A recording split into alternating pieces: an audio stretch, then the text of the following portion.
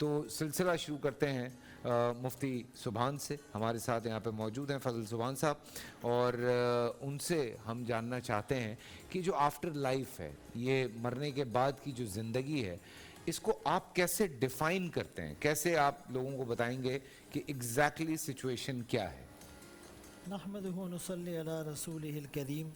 دیکھیں، مومن کی جو صفات قرآن کریم میں سورہ بقرہ میں بتائی گئی ہیں، یؤمنون بالغیب یقیمون الصلاۃ ومما رزقناہم ینفقون، کہ وہ غیب پر ایمان لاتے ہیں، بن دیکھی چیزوں پر. ٹھیک ہے. آخرت کو اور مرنے کے بعد والی زندگی کو ہم نے اپنی آنکھوں سے نہیں دیکھا، کسی نے؟ لیکن پھر بھی ایمان لے آتے ہیں، نماز قائم کرتے ہیں، زکوٰۃ ادا کرتے ہیں، اور اس کتاب پر جو آقا پر نازل ہوئی اور جو اس سے پہلے نازل ہوئی سب پر ایمان لاتے ہیں. وَبِالْآخِرَةِ هُمْ يُوقِنُونَ، اور فرمائے آخرت پر یقین رکھتے ہیں. یہ آخرت پر یقین ہی انسان کو گناہوں سے روکتا ہے اور اس کو سیدھا رکھتا ہے.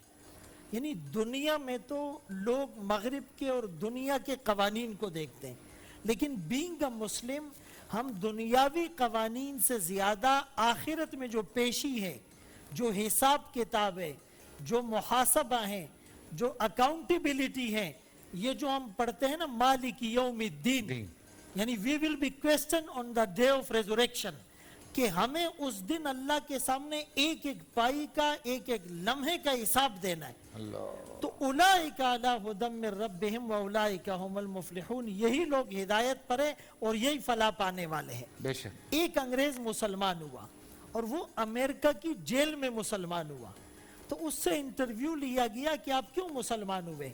اس نے کہا کہ جی 36 میں نے قتل کیے اور اس کی پاداش میں میں جیل میں تھا، تو وہاں پر ان کو الاؤ ہوتا ہے کہ وہ اسے روشن کر گیا.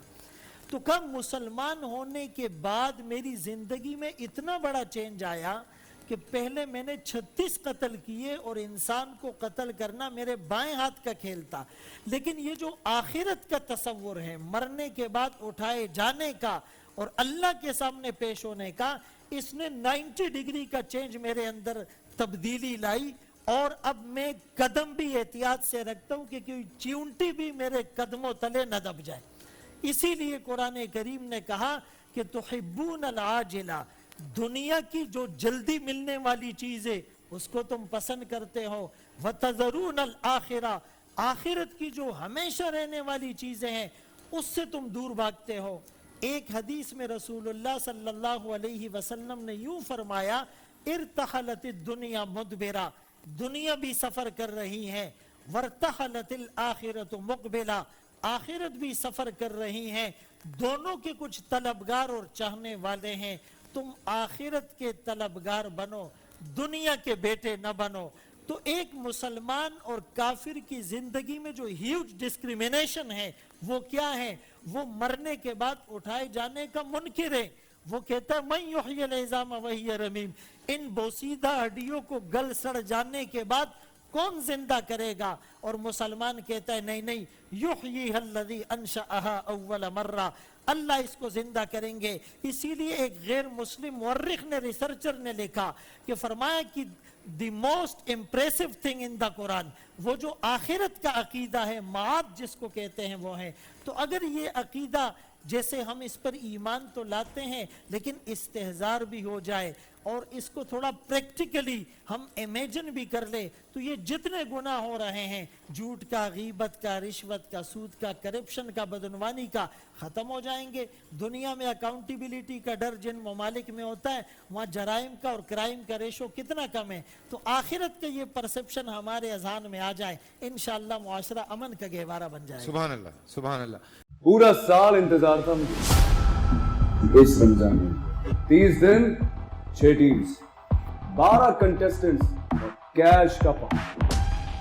اب گیم وہ ہوگا جسے آپ کا نہیں ہوگا، جس نے جو کرنا تھا کر لیا.